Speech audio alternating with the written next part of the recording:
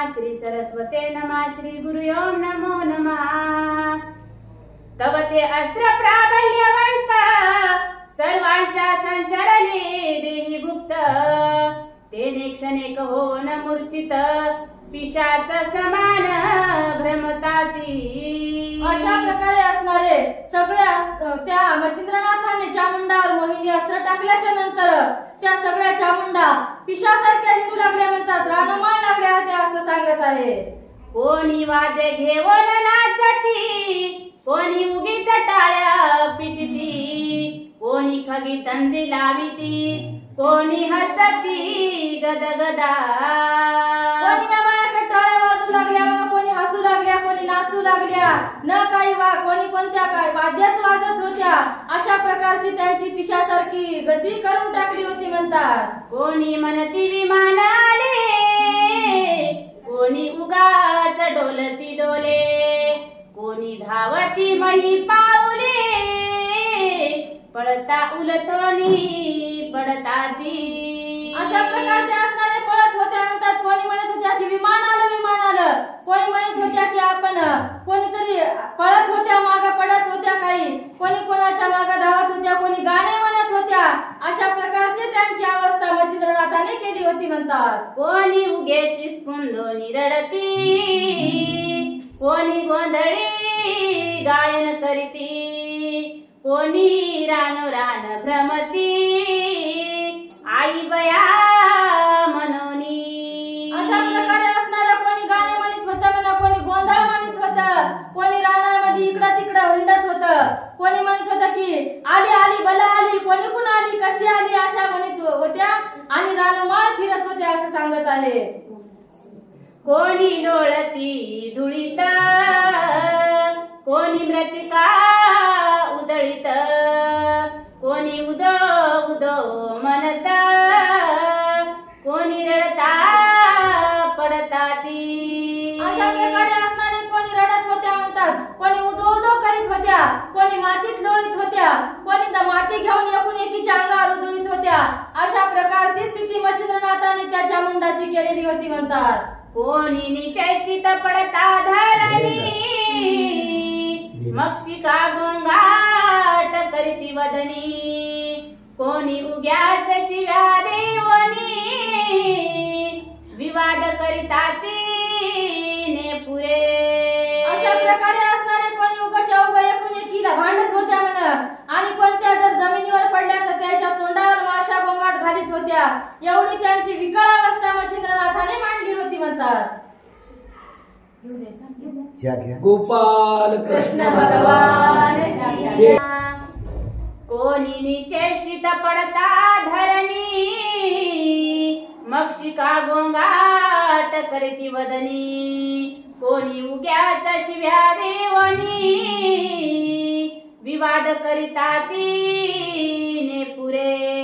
अशा प्रकारे असणारे या मच्छिंद्रनाथाच्या मौनास्त्राने यांची एवढी विकळ अवस्था केली होती की त्या कोणी मूर्छना येऊन पडल्या होत्या म्हणतात, आणि त्यांच्या तोंडावर माशा गोंगाट घालीत होत्या, किंवा कोणी एकूण एकीला उगाच्या उगा शिव्या देऊन भांडणं करीत होत्या।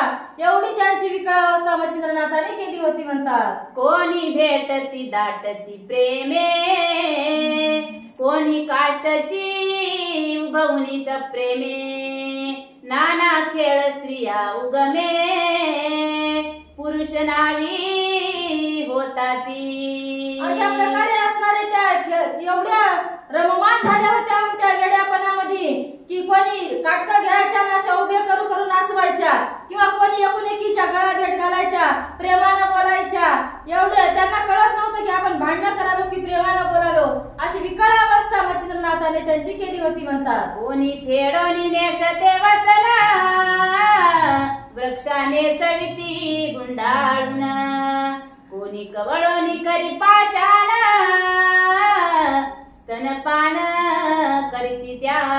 अशा प्रकारे असणारे त्या चामुंडा वागत होत्या की आपल्या अंगावरची साडी काढायची, झाडाला नेसवायची, किंवा किंवा एखादा दगड उचलायचा आणि त्याला बाळ म्हणून आपल्या हृदयाला लावायचं, त्याला स्तनपान करायचं, हे सुद्धा त्याला भान राहिलं नव्हतं. असं मच्छिंद्रनाथाने त्यांची अशी अवस्था केली होती म्हणतात. कोणी काढोनी चोळी चिंधटी, त्याची नेसती लंगोटी, अंगाचर जोनी भस्माची मुठी, भोपळान रोटी कवळून या.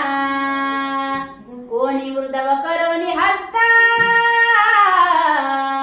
अलख मनोनी भिक्षा मागत, कोणी श्रंगार काढोनी निश्चित, पाषाणाते लेवविले.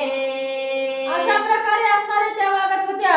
कोणी अलख म्हणायच्या आणि भिक्षा मागायच्या, कारण मच्छिंद्रनाथाची विभूती त्यांच्या अंगावर पडलेली होती, म्हणून त्याला सगळे मच्छिंद्रनाथाचेच हावभाव कळत होते म्हणतात. कोणती म्हणायची हे भिक्षांदेही किंवा अलख म्हणायच्या, आणि दुसरं काय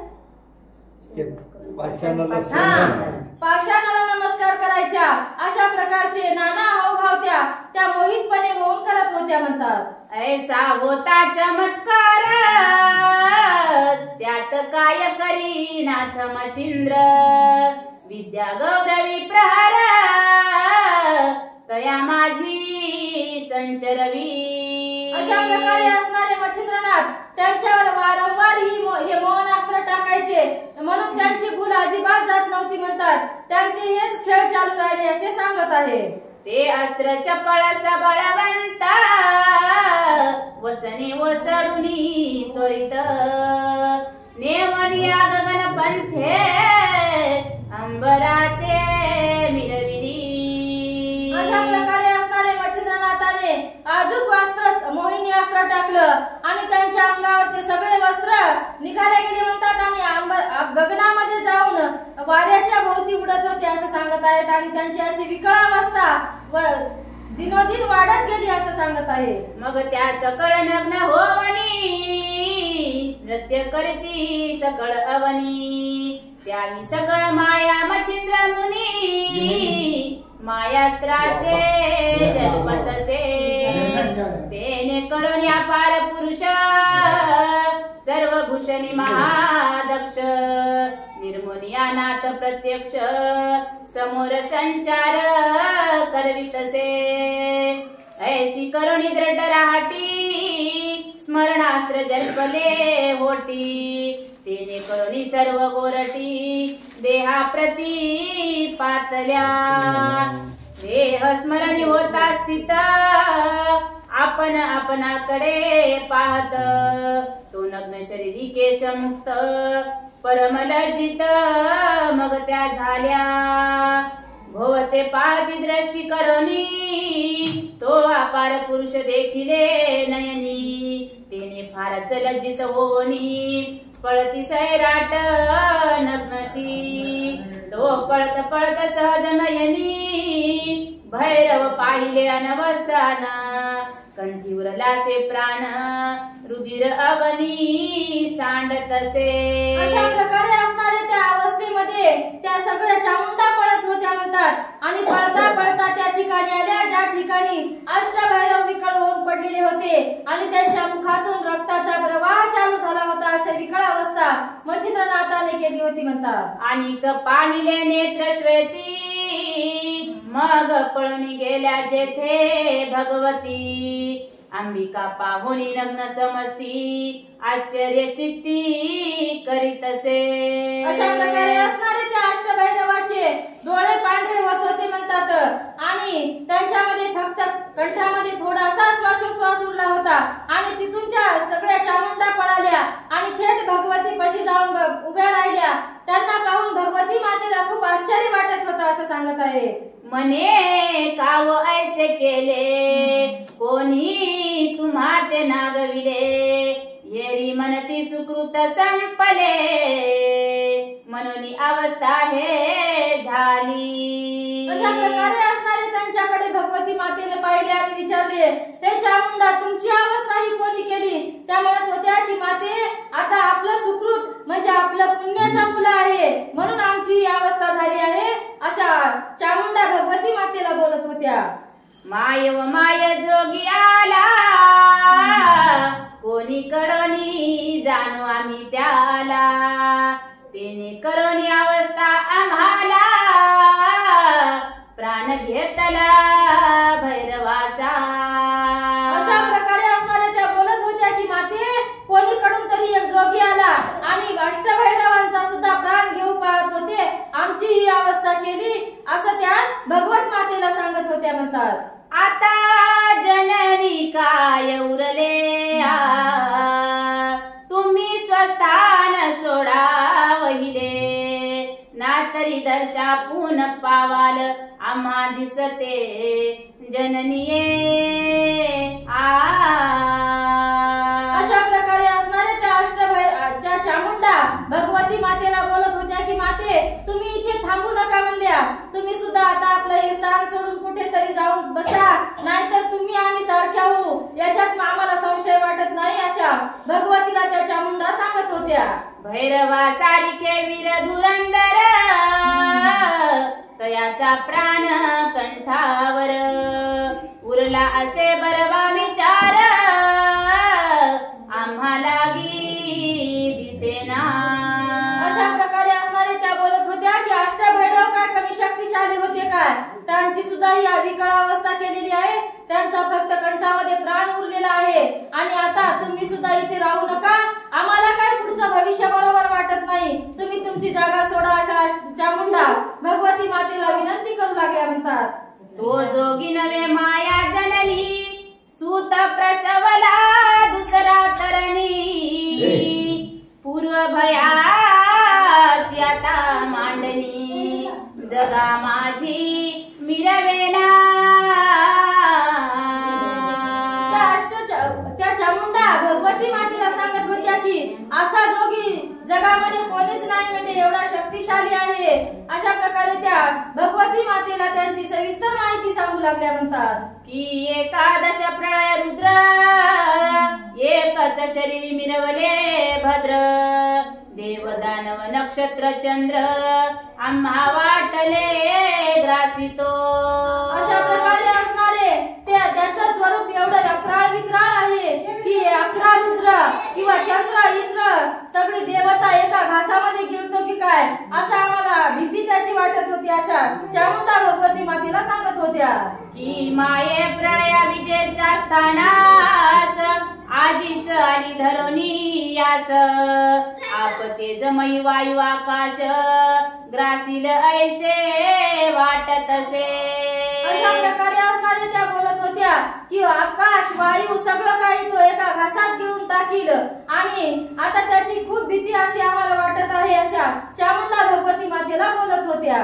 तरी आता वेगी माये या स्थानाते अजमावे, कोणी प्रकारे वाचवावी जीवित्वा फुले जननीये. अशा प्रकारे त्या चामुंडा प्रार्थना करीत होत्या की हे माते आता तू इथं थांबू नको, आता इथलं स्थान तू बदल, कोण्या प्रकारे आपण आपला जीव वाचवू शकतो त्या प्रकारे आपला आपण जीव घेऊन इथून निघून जाऊ. अशा चामुंडा भगवती मातेला वारंवार विनंती करीत होत्या म्हणतात. ऐसे बोलोनी भयभीत, कंपायमान बावऱ्या होत, कोणी बोलता चांचरा घेत, आला मनोनी. अशा प्रकारे त्या असणाऱ्या भगवती मातेला बोलतही होत्या, आणि थोडा काही आवाज आला तर कावऱ्या बावऱ्या होऊन त्यांच्याकडे बघत होत्या. त्यांच्या पोटामध्ये अशी भीती निर्माण झाली होती की कोणीकडून तरी तो जाती येईल आणि आमचा प्राण घेईल अशी त्यांना भीती वाटत होती म्हणतात.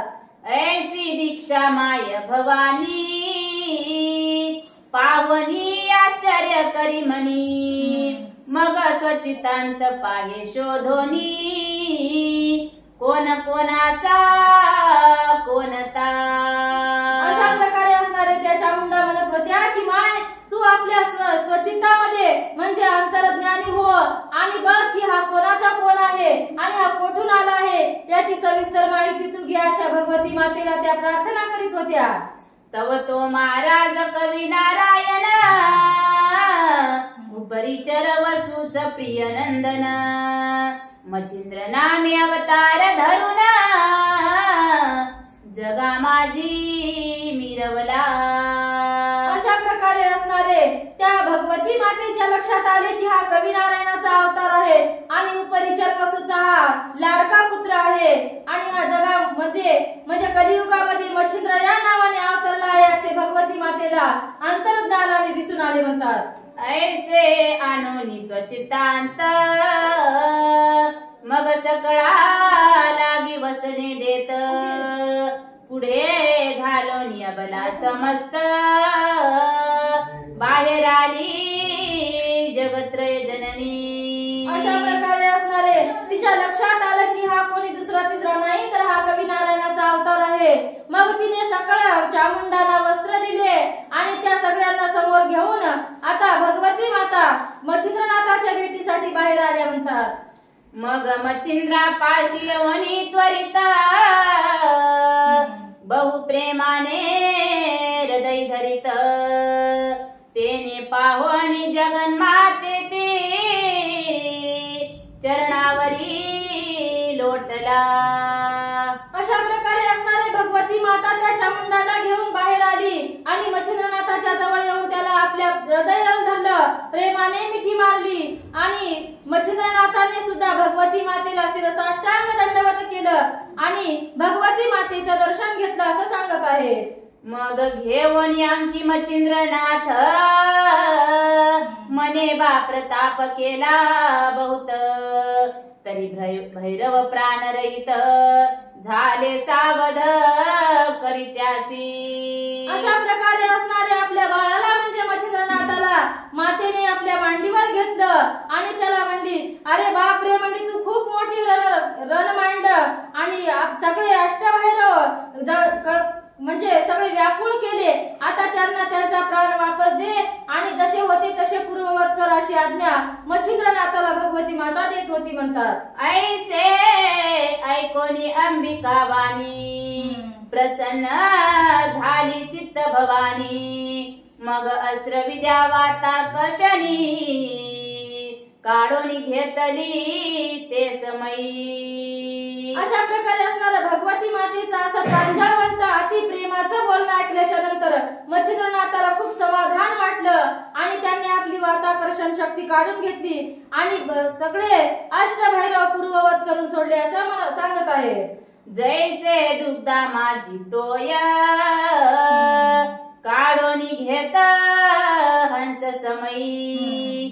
ते वाताकर्षण अस्त्र सदई काढून घेत ते क्षणी. कवी दृष्टांत देऊन सांगतात की दुधातलं पाणी जसं राजहंस पक्षी वेगळं करून दूध तेवढं पितो तशा प्रकारची वाताकर्षण शक्ती मच्छिंद्रनाथाने त्या अष्टभैरवाच्या अंगातली काढून घेतलेली आहे असं सांगत आहे.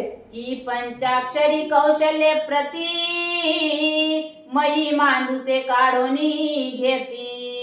तन्याय विद्या शक्ती काढून घेत तो नाथ. किंवा स्वबुद्धी विचक्षण कार्य असता पर स्वाधीन. ते युक्ती प्रयुक्ती घेताय करुण प्राज्ञ बळे आपुलाले. अशा प्रकारे असणारे ज्या कोणी माणसाचं कार्य दुसऱ्याच्या हाताने होणार असते किंवा दुसऱ्याकडून करून घ्यायचं असते, जसं युक्ती प्रयुक्तीने ते कार्य करून घेतात तशा प्रकारची वाताकर्षण शक्ती भगवती मातेने त्या अष्टभैरवाच्या अंगातली काढून घ्यायला सांगितलेली आहे म्हणतात. असो ऐसे द्रष्टात बोले बेरीकडे भैरव सावध झाले.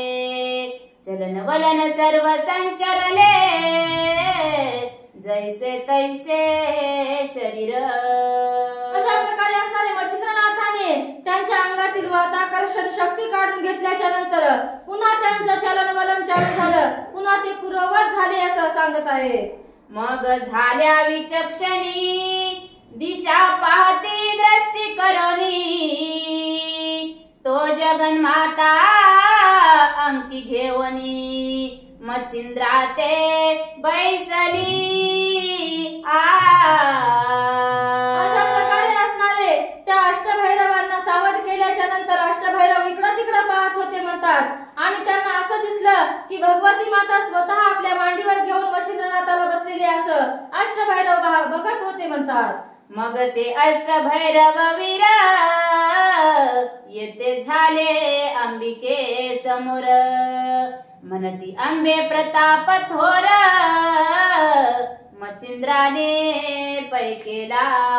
अशा प्रकारे असणारे धन्य आता मच्छिंद्रनाथाची स्तुती करायला सुरुवात केली आणि अंबिका भगवतीला म्हणतात की हे माता, मच्छिंद्रनाथाने खूप मोठा पराक्रम गाजविला असं आता स्नेहाने भगवती मातेला ते सांगत होते म्हणतात.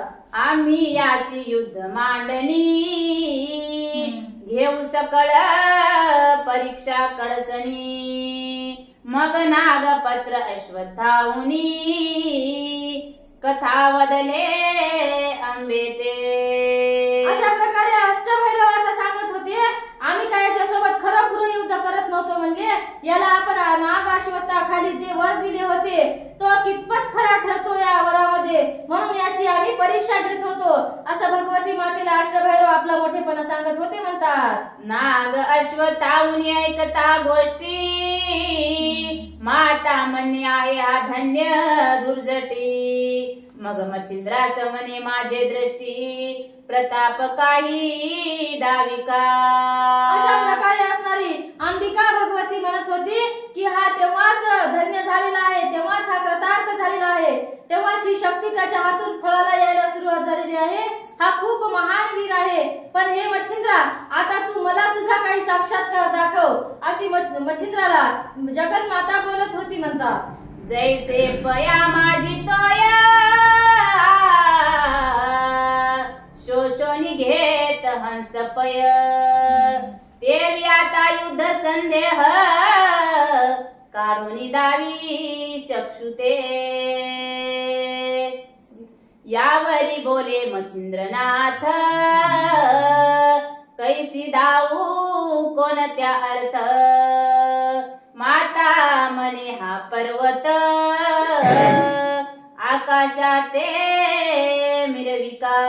अशा प्रकारे असणारे मच्छिंद्रनाथ बोलत होते की हे माते, मी तुम्हाला कशा प्रकारे माझी युद्धाची शक्ती दाखवू, तेव्हा भगवती त्यांना बोलत होती की हा इथला पर्वत उचलून मला काहीतरी तुझी शक्ती दाखव, अशा प्रमाणे त्या मच्छिंद्रनाथाला बोलत होत्या म्हणतात. मिरवेल परिजेतील तेथ पुन्हा ठेवी मूर्ती मंत, ऐसे ऐकता मच्छिंद्रनाथ करी कवळी भस्माते.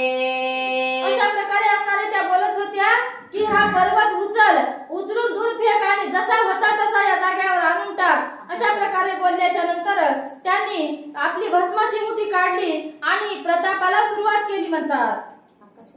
मग वायुअस्त्र फणी दैवत मंत्र जल्पे केले युक्त, पर्वती फेकिता भस्म होत उद्या वातची जो झाला. अशा प्रकारे असणारे त्यांनी वात शक्ती म्हणजे वायू शक्ती वाऱ्याचा अस्त्र काढलं आणि जमिनीवरचा पर्वत आकाशात फेकला आणि फेकल्याच्या नंतर त्याचं सगळं पीठ करून सोडलं असं अशी प्रताप शक्ती त्याने जगन्मातेला दाखविलेली आहे म्हणतात. वात मौळी कुद्र नंदना पर्वत मौळी शीघ्र वाहून, वात चक्री करी भ्रमण चंडरथा समान की. अशा प्रकारे असणारे तो पर्वत वायुदेव आपल्या डोक्यावर घेऊन इतके फिरत होते म्हणतात की ज्या प्रकारे या सूर्याचा रथ आकाशामध्ये फिरतो त्या प्रकारचे तो पर्वत मच्छिंद्रनाथाने फिरवलेला भगवती मातेला दिसत होता म्हणतात. त्या ते उलथावया शक्ती अंबा पाहे आपुल्या चित्ती, परिशेष मौळीची पर्वत माती दृढ असे ढळेना. अशा प्रकारे असणारे अंबिकेने आपला प्रताप दाखवायला सुरुवात केली म्हणतात की आपल्या शक्तीनं त्या पर्वताला उलथायचा प्रयत्न केला पण ती शेषाच्या डोक्यावरली माती होती म्हणतात. ती अंबिकेच्या शक्तीच्या पुढे मोठी झाली होती असं सांगत आहे. मग म्हणे हा धन्यनाथ जेने ऐक्य केला पर्वतवात, शत्रु समरी ऐक्य चित्ता मिरविलाही हे धन्य. अशा प्रकारे असणारे तिची शक्ती कमी पडल्याच्या नंतर मग ती मच्छिंद्रनाथाला धन्यता देत होती, म्हणत होती की हा धन्य आहे, म्हणत होती की याने एवढी शक्ती आम्हाला दाखविली आहे आणि एवढ्या शत्रू समोर त्याने एवढं रण केलं म्हणून त्याला खूप खूप धन्यता देत होती म्हणतात. पर्वत पूर्ण वातावरी तो वात मिरवी घेऊन श्री. जैसा मत्स्य कोदरी येऊन या दडला. अशा प्रकारे असणाऱ्या एवढ्या सगळ्या शक्ती त्याच्या म्हणजे आज्ञेमध्ये आहेत की एवढं जड पर्वत वाऱ्यामध्ये एवढा गरगर फिरतो आहे म्हणून त्याच्या शक्तीला ती माता धन्यता देत होती म्हणतात. की व्याघ्र अर्जा नांदवटी नांदविले का पेटी. की उरग उरगारी सांगती गोष्टी प्रेम भावे मिरवूनिया. अशा प्रकारे असणार की एक वाघ आणि कुत्रा एका पेटीमध्ये ठेवून ते जसे स्नेहाने वागतात तशा प्रकारचं मच्छिंद्रनाथाचं आणि भगवती मातेचं स्नेह या दृष्टांतामध्ये दाखवलेला आहे म्हणतात. तन्याय मच्छिंद्रे केले धन्य सिद्धी देचे धाम रचिले. मग कुरवाळोनी मने वहिले पर्वताते उतरिका. अशा प्रकारे असणारे म्हणत होत्या की धन्य मच्छिंद्रनाथ आणि धन्य त्याची शक्ती की त्याने एवढा पर्वत वरी केला आणि वाताकर्षणामध्ये एवढा वायूमध्ये फिरविला. आता त्याला धन्यता देऊन म्हणत होत्या की जो पर्वत जसा होता तसा ठेव म्हणून त्याच्या मस्तकावरून प्रेमाने हात फिरून त्याला आज्ञा देत होत्या म्हणतात. मग मच्छिंद्रे वाताकर्षुन ठाईच्या ठाई नग उतरून येऊनी आंबेचे समाधान सिद्धी देणे पै केले. अशा प्रकारे असणारे मच्छिंद्रनाथाने सुद्धा वाताकर्षण शक्ती मंत्र जपला आणि तो पर्वत होता त्या ठिकाणी जसाच्या तसा करून ठेवला आणि आता पुढच्या कामासाठी त्याने मच्छिंद्राने आपल्या भगवती मातेला आशीर्वादाचा हात मागितलेला आहे म्हणतात. या वरनाथ आणि भगवती गेले अंबिका स्थाना प्रती. तेथे राहून 3 रात्री कुसोनिया चालिले. अशा प्रकारे असणारे भगवती मातेने मग मच्छिंद्रनाथाला आपल्या स्वस्थानाला नेलं आणि तिने तिथे 3 रात्री मच्छिंद्रनाथाला आपल्या घरी ठेवून घेतलं म्हणतात. आणि आता मातेची आज्ञा घेऊन मच्छिंद्रनाथ पुढे तीर्थयात्रेला गमन करण्याचा मार्ग क्रमित आहेत म्हणतात. मग आंबा प्रसन्न होऊन अस्त्रे दिदली त्याते 2 स्पर्शास्त्र अस्त्र भिन्न प्रसादाती निवेदिले. अशा प्रकारे असणारे भगवती माता त्याच्यावर प्रसन्न झाल्या आणि त्याला 2 अस्त्र दिले म्हणतात. स्पर्शास्त्र देऊन आनंदाने त्यांना आशीर्वाद देऊन आता भगवती माता त्यांना बोलविती झाली म्हणतात. असो ऐसा प्रसाद घेऊन निगता झाला मातेसी नमुना. 12 मल्हाराचा मार्ग धरून जाता झाला तो नाथ.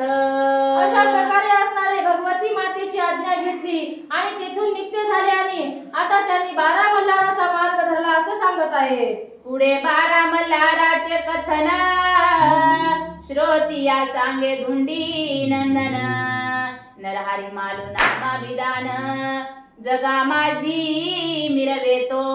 अशा प्रकारे असणारे पुढच्या अध्यायामध्ये 12 मल्हार यात्रेची कथा फार सुरस आहे असे धुंडीसुत मालू कवी श्रोत्यांना सांगत होते. जितके आज आले तितकेच उद्याही या म्हणून आमंत्रण देत होते म्हणतात.